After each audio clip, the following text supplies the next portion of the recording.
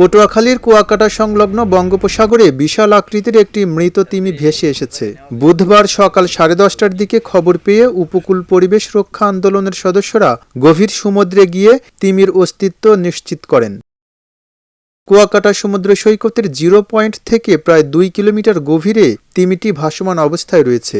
প্রাথমিকভাবে এটিকে বেলিন প্রজাতির তিমি বলে ধারণা করা হচ্ছে। তিমিটির দৈর্ঘ্য আনুমানিক 40 থেকে 45 ফুট।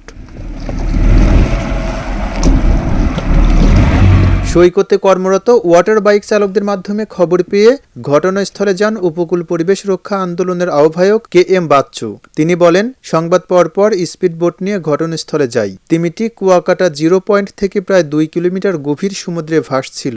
ধারণা করা হচ্ছে এটি প্রায় 5 থেকে 6 দিন আগে মারা গেছে। এ বিষয়ে মহিপুর বন বিভাগের রেঞ্জ কর্মকর্তা মনির হোসেন বলেন, বিষয়টি আমরা জেনেছি।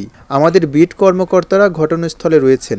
ঊর্ধ্বতন কর্তৃপক্ষের সঙ্গে আলোচনা করে পরবর্তী ব্যবস্থা নেওয়া হবে।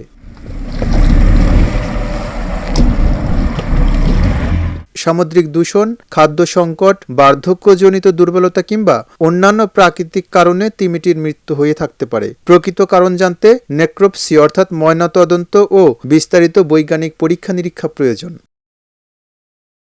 স্থানীয় পরিবেশ কর্মীরা মৃত তিমিটি সংরক্ষণ ও বৈজ্ঞানিক পরীক্ষা নিরীক্ষার উদ্যোগ নেওয়ার দাবি জানিয়েছেন।